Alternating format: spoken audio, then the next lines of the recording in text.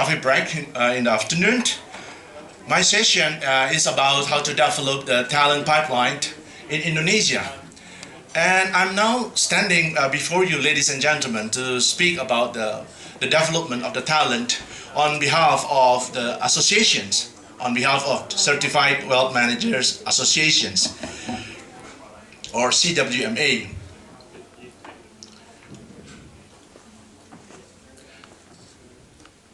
These are the content that I would like to share with the audience this afternoon. I'll start with the current state of competency among wealth managers in Indonesia. Yeah. In my view, when we talk about competency, according to the Central Bank of Indonesia and also according to UNESCO, United Nations, they define that the competency level consists of three things. First is about the knowledge, second about the attitude, third about the skills. So when we talk about the competency and what is the current state of competency among wealth managers in Indonesia? In my experience, I've been in this industry for quite some time, since '85. I've seen a lot of malpractices still happen in the market. That's to me simply because their lack of competency.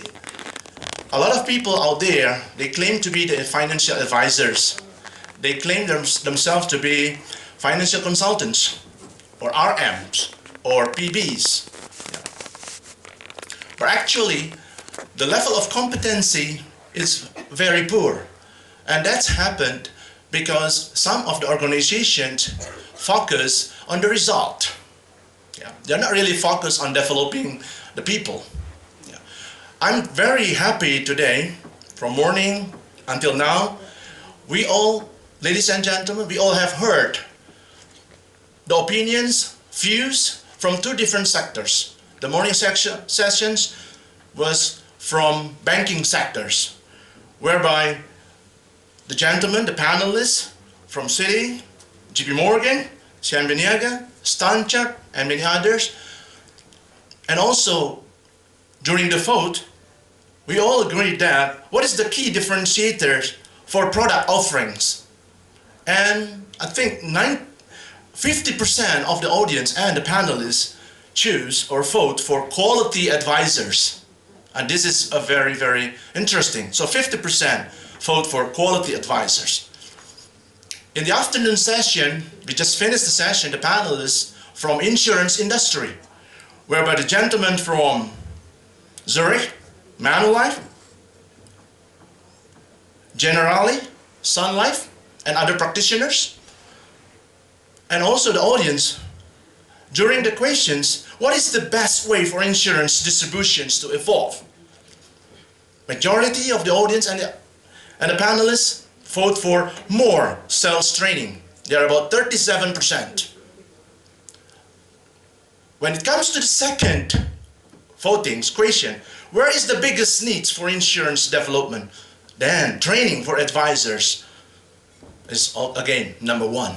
So from these three different things, then I can assume everybody in this room agreed that training is very important in order to increase the capacity building of the relationship managers, or for those who call themselves as advisors or IFAs or family office or private bankers or priority bankers.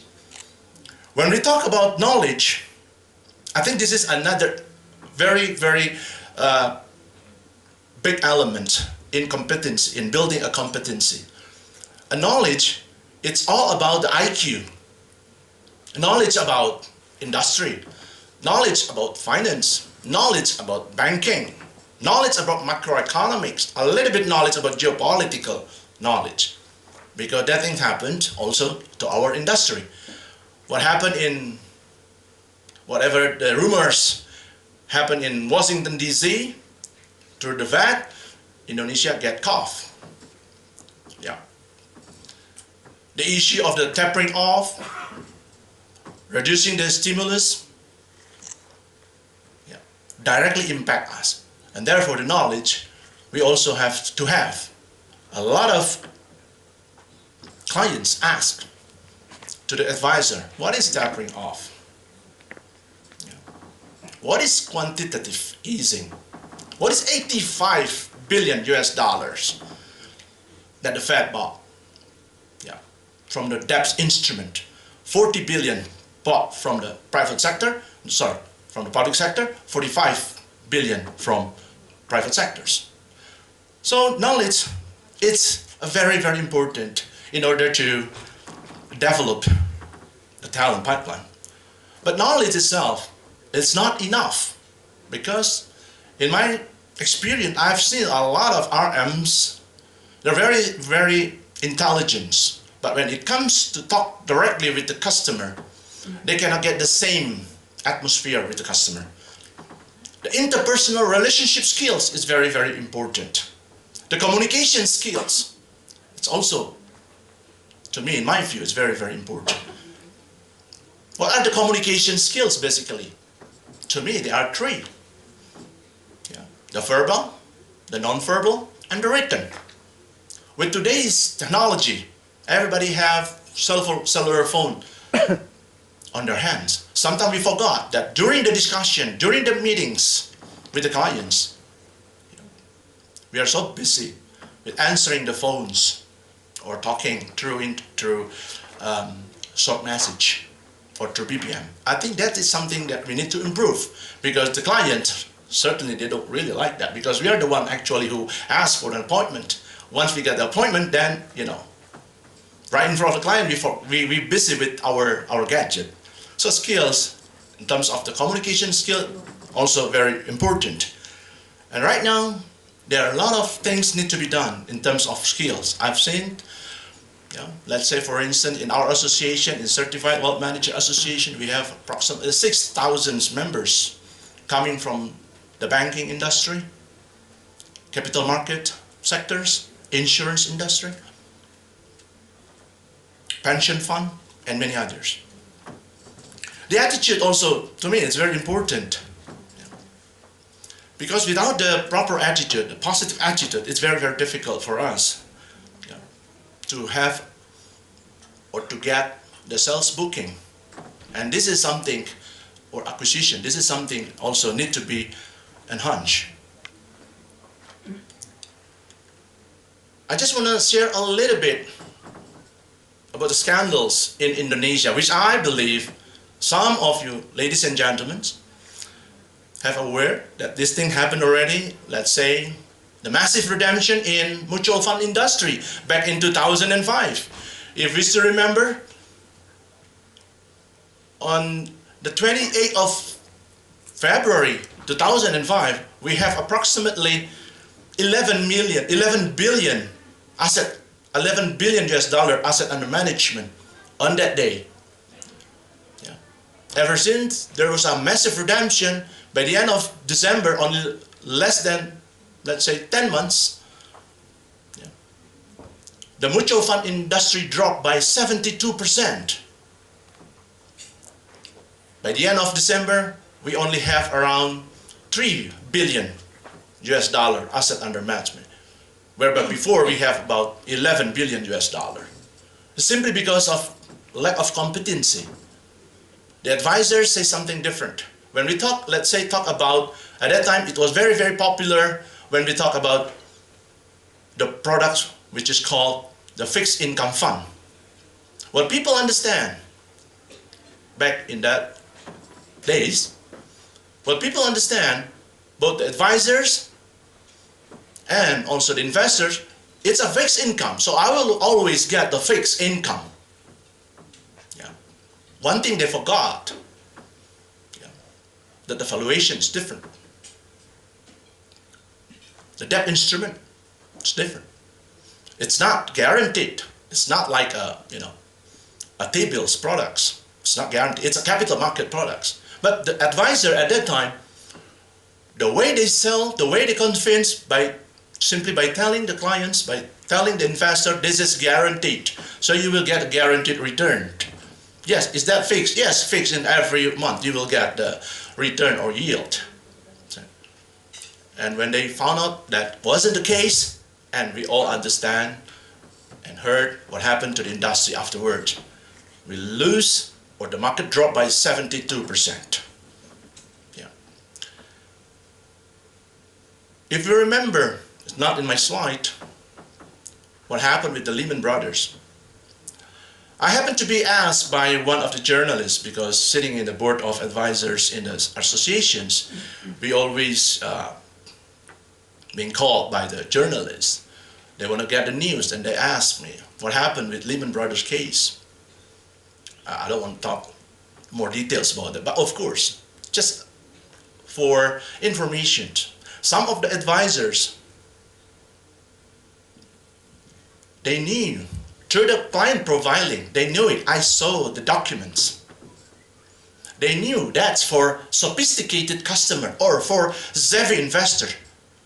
It's written. But when they sign it, so they found that the profiling, the risk profiling, it's a very conservative type of customer, or risk averse type of customer. But they still sell the Lehman Brothers case, the Lehman Brothers products here. There are a lot of victims. In Indonesia, we call it investasi bodong, or fake investments. A lot of victims. I can few other cases and scandals like Kizars happen also like that.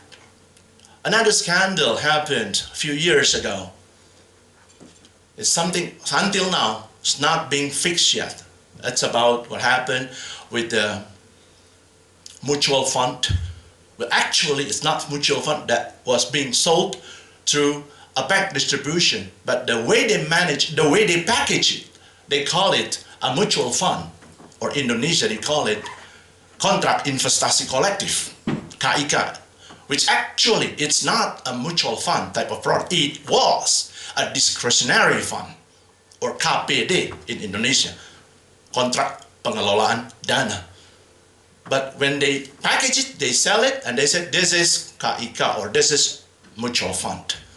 So to me, that's an indication that how our competency is still far below the requirement, the minimum requirement. Yeah. So in association, we believe, like all the panelists and all the audience here, that's the role of wealth managers or advisors or consultants. It's very, very important in order to educate the market. But before we educate the market, I think it's also important for us to educate ourselves. How can we educate people if you don't understand? And that is very, very difficult. Yeah.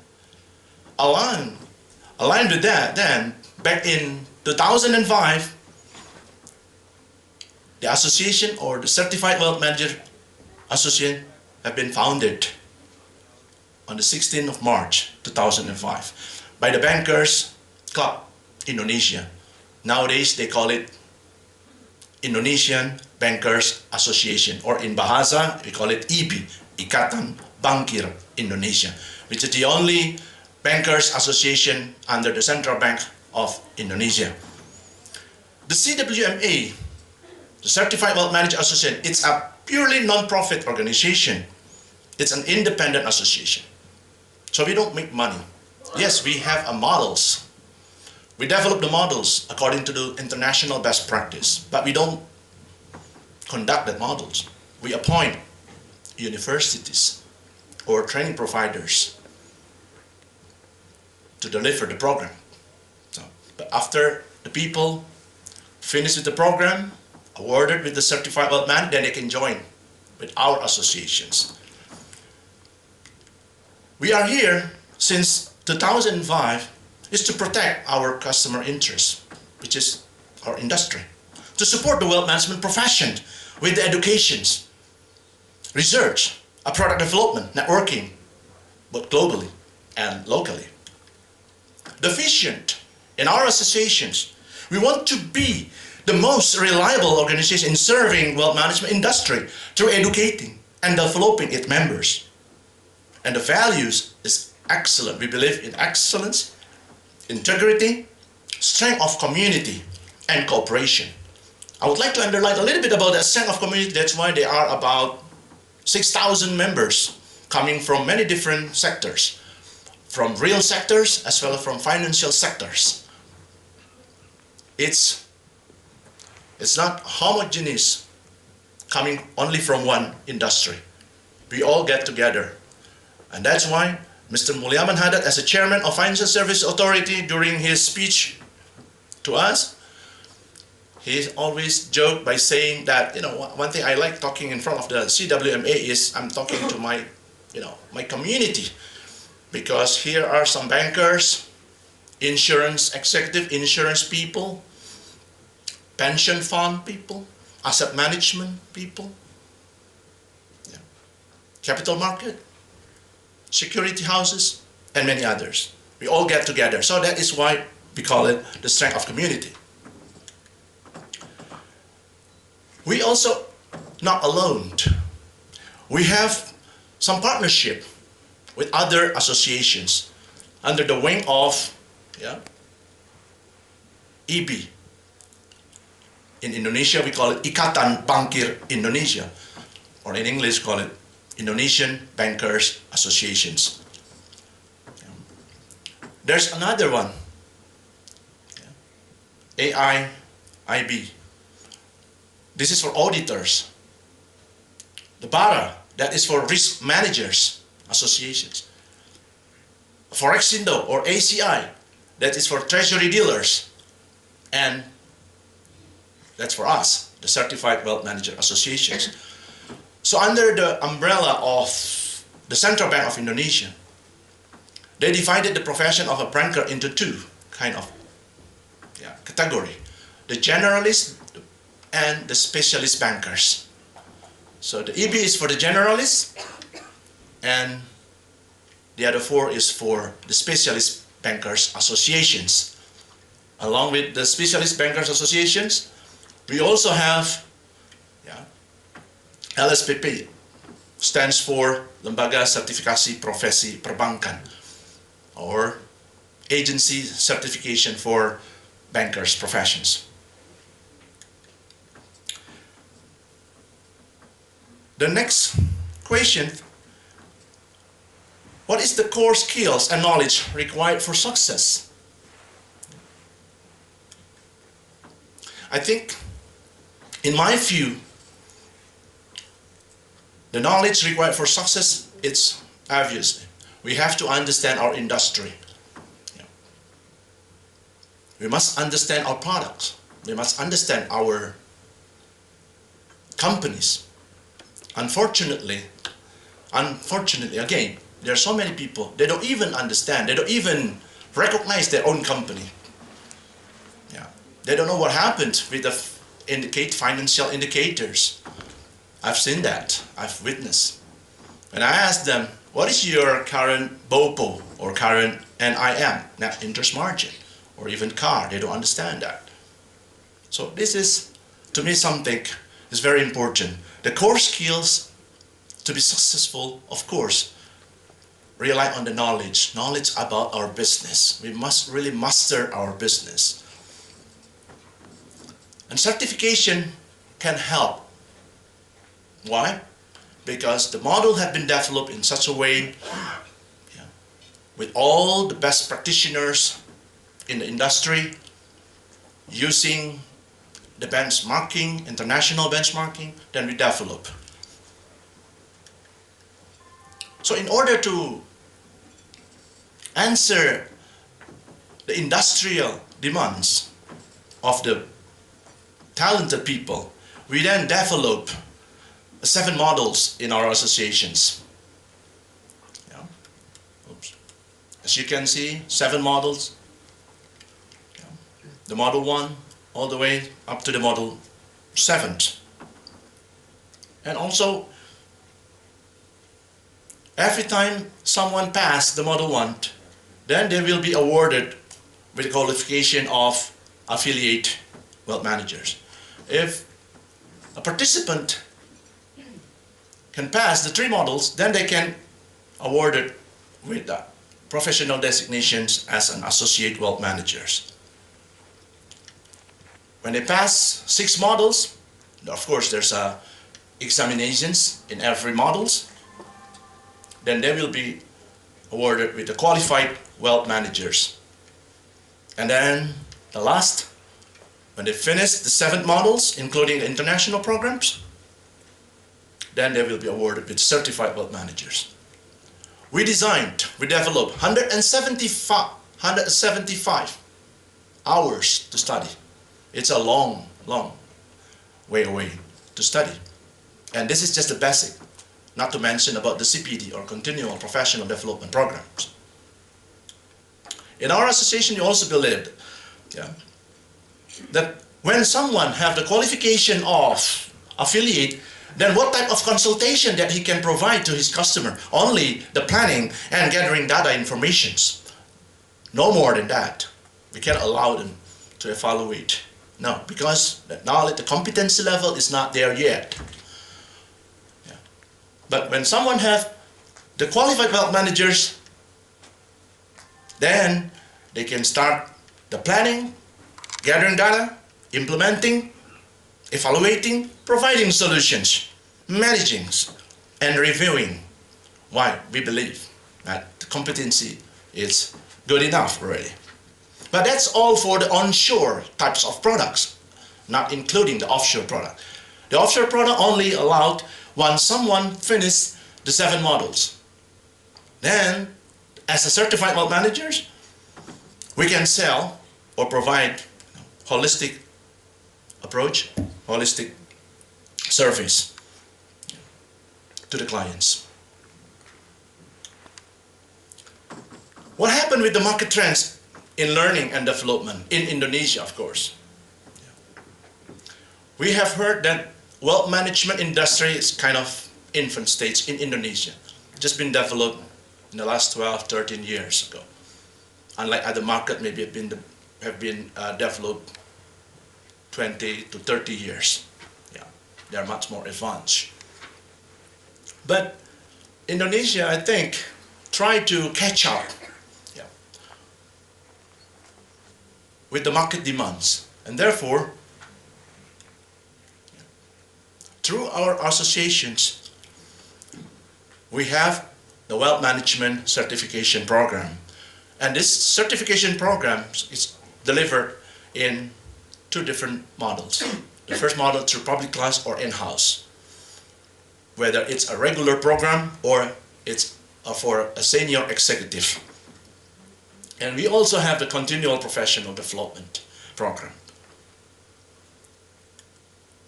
These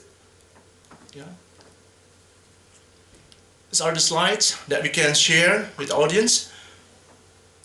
What happened with industry right now? Who are they?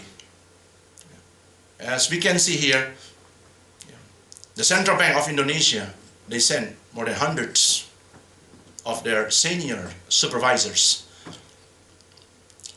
to study, to take the certification with CWMA. Now, of course, the other banks, such as the BRI, the BNI, Mandiri banks, this is all the in-house classes.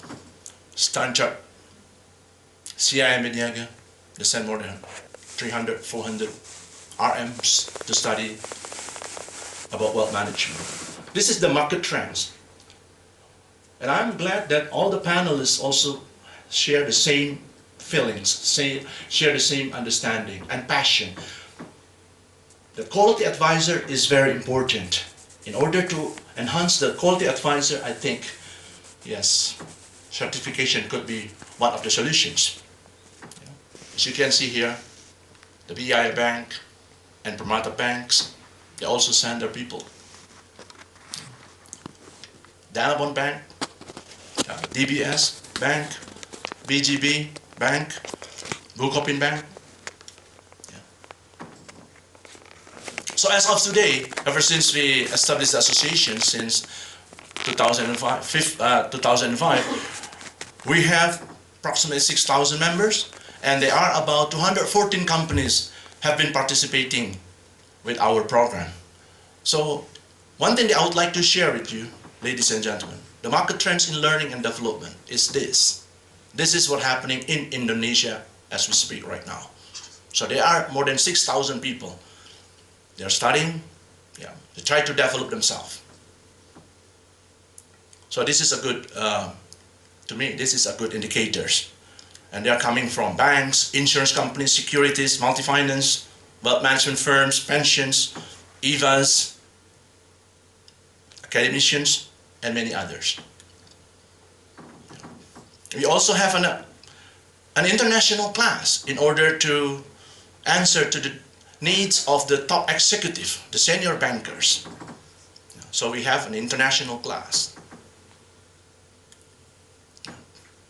Not only in Indonesia, but also we can conduct it in Europe, for instance, in Switzerland and in Netherlands. As you can see, the demand of CWM graduates to support the financial service industry. There are few players also. They officially launch their business card after they pass with us, after they get the qualification with us. So right now, there are only about 7.4% of the industry player who have been certified, fully certified. They're only 7.4%. While the rest, there are 70% still affiliates, so they are not, finished the 7 modules. There are almost 20% still in the associate wealth managers qualifications. And take a look at these figures. This is very interesting. Out of 6,000 members, where are they coming from? Wow, this is quite interesting to see that the banks represent almost 91%. So banks really care about sending their RMs, PBs, CRMs to learn more about the wealth management, while the rest coming from other financial services industry, non-banking. What happened with the global role of our associations? As an association, we also play an active role globally. This is our global networking. We have a lot of networking, not only in Indonesia. We've been invited to speak on behalf of association, on behalf of Indonesia, in Los Angeles, in Mexico, in Dubai, in many other places. This is the global networking of the associations. In London, in Zurich, in Austria. What about the global training and education network? Are we alone? No, we are not alone. Indonesia, through this association, independent association and non-profit association, we are not alone. We're linked to other universities as our partner, because we cannot conduct the program by ourselves. We have the models, but according to the direction of the central bank governors, we cannot do that. We have to appoint someone else. We have to appoint university, the prominent one, to conduct the program. So, not in associations. We have partners in Switzerland, the St. Gallen University, Switzerland, Rotterdam School of Management and Erasmus University, Greenwich Business Schools, University of Greenwich. And on the left side, as you can see, this is all the Indonesian university and Indonesian education providers. And we also have university partners from Australia, which is the University of Adelaide from Australia. What about our media network? We have developed our media network locally and also globally. So we have been actively participating in educating the clients through the media. And as a matter of fact, we also provide sort of what we call scholarship program, but not for the practitioners, only for the journalists, for the chief editors. Yeah, we provide the scholarship. Why? We understand. We use the power of journalists. If they understand about the wealth management industry, wealth management business, then they will write it, yeah, appropriately. What happened with our activities and the benefit? Maybe I can start with their benefits first. Yeah. There are 9 benefits of the associations, of the certification, of course. First, we will get this international professional designation, certified wealth managers. We also can get a global networking, because we have a lot of networking. That can improve also our career and income, increase and get the customers' trust. At the same time also can create an alternative jobs after we retired. Because in Indonesia right now, it has been officially launched, the profession of wealth managers. So wealth manager right now has become officially a profession in Indonesia, just like a doctor or a lawyer. The activities as an association, we conduct the conference, the international conferences. Of course, work together closely with the Central Bank of Indonesia and also with the Financial Services Authority. We also conduct a lot of seminars in associations, guest lecturing, what we call as CWMA goes to campus. So we went to the campuses. Why? To socialize, to educate the youth, the students, so they understand the industry of wealth management. We also educate the investors through radio talk shows and many other media talk shows. We also conduct the charity golf tournaments. And we also have the top executive program or Europe program, including industrial visit in Europe. Yeah, we talk directly, visit with some players in Geneva, for instance, with the Body and G. I think this is one of the boutique or private wealth boutiques. Yeah. And to Amsterdam with the ABN AMRO Bank. We also visit the New York Stock Exchange, Euronext, Julius Baer in Zurich. Yeah. Right now, we are proudly to say that we also are about to launch another program in Indonesia in order to educate the players, the senior players, of course, the senior bankers, and that is called the Europe CWM Executive Program and the Europe CPD Program. And that will be convened in St. Gallen and Zurich on November 10th. We also will conduct another international CWM for Executive Program in cooperation with University of Adelaide by the end of this October. So last but not least, I would like to share our corporate strategic partners, the companies or institutions who support us because we don't have money. So these are the companies who support us financially based on annual fee. These are the companies listed from Indonesia and also from overseas, because they've seen that this association is good. We are independent, we are non-profit, we would like to develop the market, we would like to educate the customer, we would like to educate the investors and protect our professions. So I think that would be all of my presentation. So how to develop the talent pipeline in Indonesia, I can conclude, get certified. Thank you very much.